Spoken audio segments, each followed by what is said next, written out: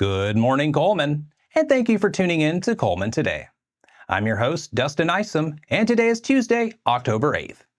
Coming up on Cullman Today, see how Representative Tim Wadsworth is boosting resources at West Point schools, discover how you can explore local farms and industry with Cullman Farm City Farm Tour, and meet the charming critters that stole hearts at the Youth Pet Show at the Cullman County Fair.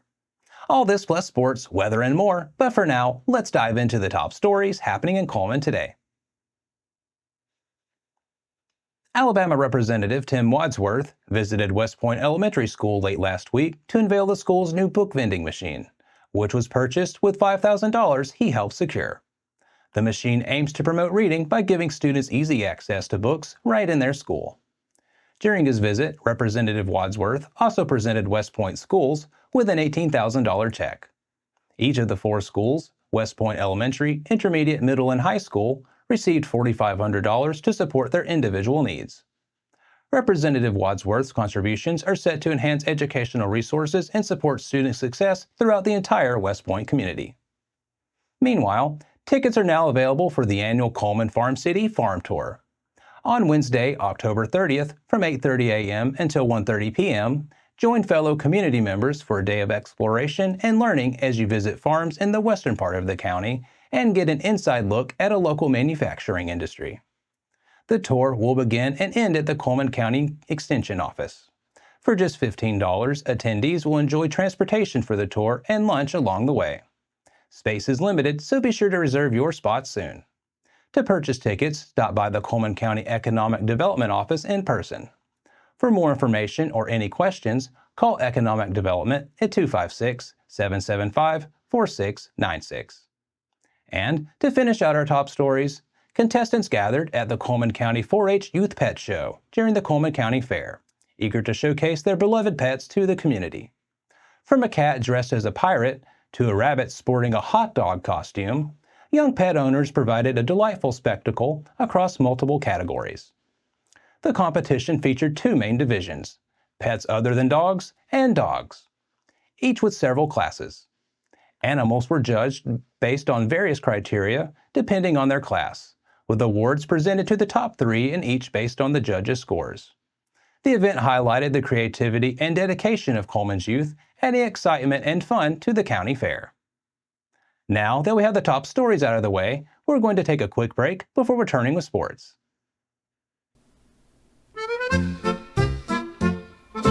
What's in the magazine? October's peeking in.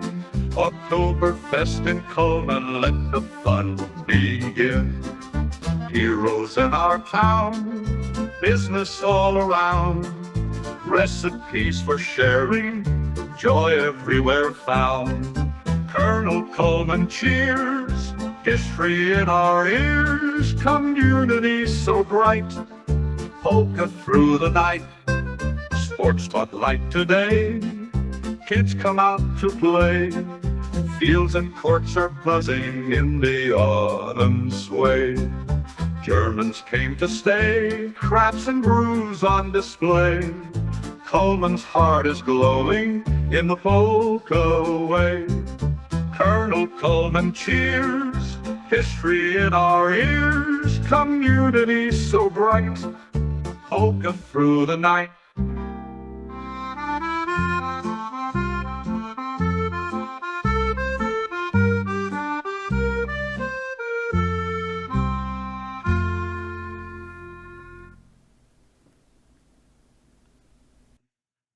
Hello and welcome back. Now it's time to find out what's going on in the world of sports. Let's lead off today's sports segment with a look at the 7 wins earned by our local football teams in Week 7. The Fairview Aggies hit the road for a massive region showdown at Russellville Friday night, and the latest meeting between these two squads did not disappoint. With the score knotted at 42 at the end of regulation, the game went into overtime, and trailing 49-42 in the third overtime period, Fairview found the end zone to make it 49-48. The Aggies opted to go for 2 and converted to claim a dramatic 50-49 triple overtime win over the Golden Tigers. Meanwhile, Friday was senior night at West Point, and the Warriors celebrated the occasion with their first win of the season. West Point faced off against Priceville in a regional matchup, and the game was close throughout as both teams traded blows back and forth in the second half. However, the Warriors found the end zone for the go-ahead touchdown with just 4 seconds on the clock to secure a 28-21 win over the Bulldogs, and the first win of head coach Kevin McCravey's tenure. Next up, after handling Addison at home last week, the Good Hope Raiders were back on the road Friday night to take on the Curry Yellow Jackets. Good Hope built a 33-3 lead by halftime. With some younger Raiders in the game in the second half, they cruised to a 39-3 win to remain undefeated. In our next game, the Vinemont Eagles were back home to host a county clash with the Huntsville Bulldogs last week, and it was an exciting battle between these two squads. The score was knotted at 24 at halftime, but the Eagles outscored the Bulldogs 32-6 in the second half to pull away with a 56-30 win. Moving on, Cold Springs was back on the road Friday night for a regional battle at West End, and thanks in part to a 3-touchdown performance from Matt Williams, the Eagles returned home with a 26-12 win over the Patriots.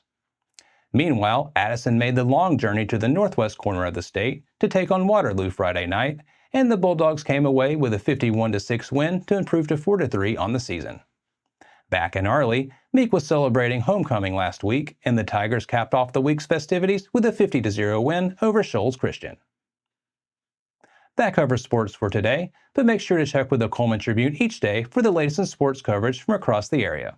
We'll be back right after this message.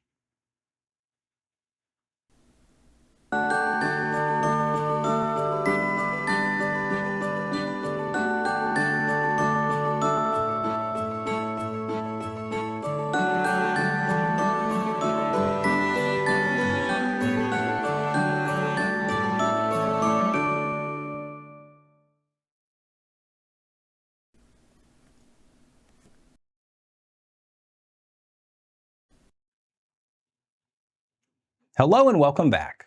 Now it's time to speed things up with a news rundown. 4 stories in under 4 minutes. Recently, students in the life skills class at Cullman High School received hands-on training from the Cullman Fire Rescue Team. The firefighters visited the school to teach and demonstrate how to properly use a fire extinguisher in case of a fire or emergency. The interactive session aimed to equip students with essential safety skills that could one day save lives. Life Skills is a class that teaches students lessons beyond the classroom, helping them form healthy habits and learn important information for their journey into adulthood. Though our local Oktoberfest has concluded, the celebration continues. Tomorrow, the National Restaurant invites you to partake in a specially crafted German dinner. Begin with the unique German pizza appetizer, followed by your choice of Atlantic salmon and German potato cake, or pork schnitzel with German potato salad and house-made kraut. The experience is rounded off with German chocolate cake and a drink. Each 3-course meal is $25, excluding gratuity. Enjoy this culinary journey starting at 4:30 p.m. until closing. Don't miss out on keeping the Oktoberfest spirit alive a little longer. The Cullman County Public Library is reaching out for community participation in a vital survey. If you visited one of the county's libraries or attended a summer reading program this year, your input is needed. This survey will assist the library in securing funding and enhancing resources across the county. Each patron over the age of 18 is encouraged to complete the survey. Your feedback is valuable in helping the library continue to serve our community effectively. The survey can be found on the Cullman County Public Library's Facebook page. Wall State Community College's Center for Career and Workforce Development is hosting a commercial driver's license meet and greet on Monday, October 21st from 5:30 until 7:30 p.m. at the Workforce Training Center.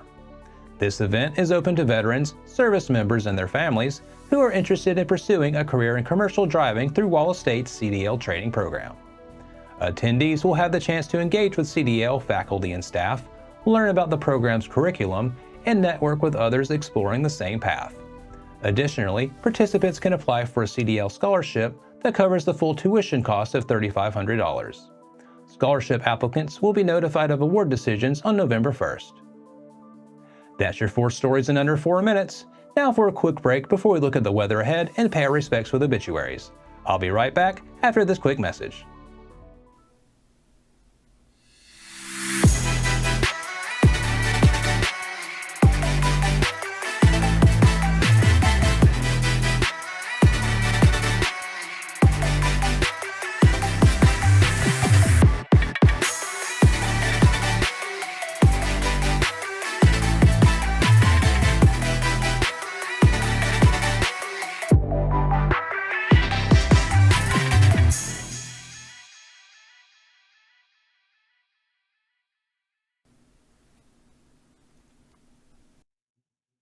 Welcome back.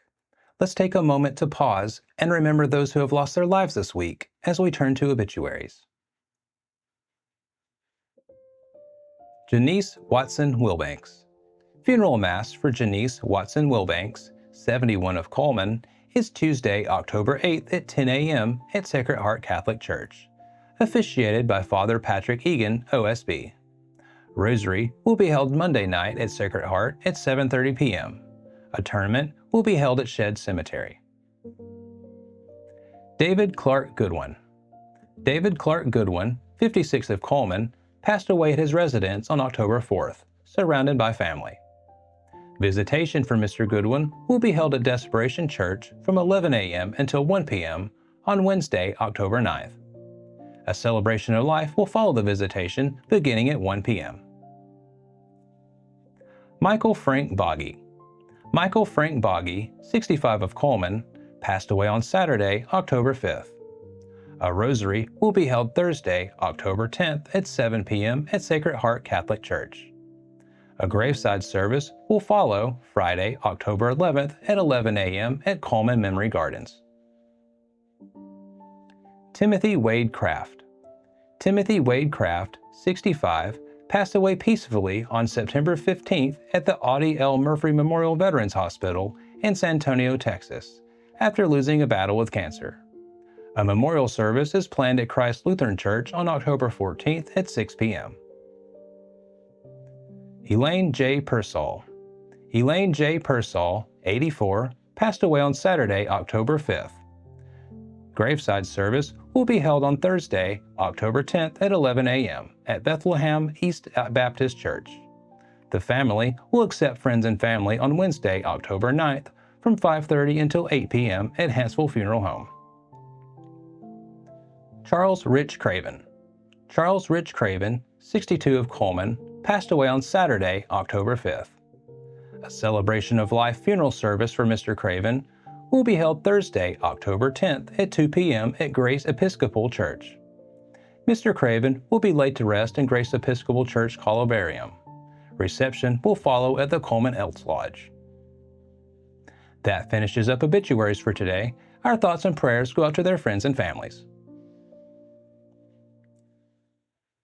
Now, let's take a look at today's weather forecast. Today, temperatures are set to reach a high near 78. Tonight, the skies remain clear and it will cool off quickly. Expect temperatures to drop to around 52. Tomorrow brings another sunny day with a high near 77. Tomorrow night will be another calm and cool one with lows dipping to around 52. That concludes another edition of Cullman Today. Thank you for joining us. We'll be back bright and early tomorrow morning at 6:30 a.m. But for now, I'm Dustin Isom with Cullman Today, wishing you a wonderful Tuesday, Cullman.